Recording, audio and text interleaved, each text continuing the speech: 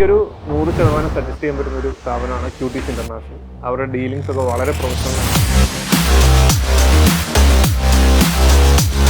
നമസ്കാരം, ഞാൻ പ്രശാന്ത് മുരളി. ഞാനിപ്പോൾ ഇരിക്കുന്നത് ക്യൂട്ടീസ് ഇന്റർനാഷണലിലാണ്. 6 മാസത്തിന് മുമ്പ് ഡിസംബറിൽ ഞാൻ എൻ്റെ ഹെയർ ട്രാൻസ്പ്ലാന്റ് ചെയ്തു. 6 മാസത്തെ ഗ്രോത്ത് ആണ് നിങ്ങളിപ്പോൾ കാണുന്നത്. ഇതിന് മുന്നത്തെ എൻ്റെ ലുക്ക് ഇങ്ങനെയായിരുന്നു. പക്ഷേ ഇപ്പോൾ ഭയങ്കര മാറ്റമുണ്ട്, ഒരുപാട് സന്തോഷമുണ്ട്. ഇപ്പോൾ എനിക്ക് ഒരുപാട് എൻക്വയറീസ് വരുന്നുണ്ട് ഫിലിമിൽ നിന്ന്. എൻ്റെ ലുക്ക് മാറിയത് ആളുകൾ കണ്ടിട്ട് മറ്റു പല വേഷങ്ങൾക്കും വേണ്ടിയിട്ട് എന്നെ വിളിക്കുന്നുണ്ട്. All thanks to cuties. ഇൻസ്റ്റയിലൊക്കെ റീൽ കണ്ടു, അത് ന്യൂസിലൊക്കെ വന്നു. ഈ തലയിൽ അവർ പ്ലാൻ ചെയ്തിട്ട് സ്കാൽപ്പ് ഭയങ്കര മുളച്ച് നിൽക്കുന്നു. ഹെയർ ട്രാൻസ്പ്ലാന്റേഷൻ എന്ന് പറയുമ്പോൾ എല്ലാവരും മൈൻഡിലും മുടിവെപ്പല്ലേ എന്നുള്ളൊരു സംഭവമുണ്ട്. പക്ഷേ ഇത് നമ്മുടെ സ്കിന്നിൽ ചെയ്യുന്ന ഒരു പ്രൊസീജിയറാണെന്നുള്ളത് ആരും മൈൻഡിൽ വെക്കുന്നില്ല.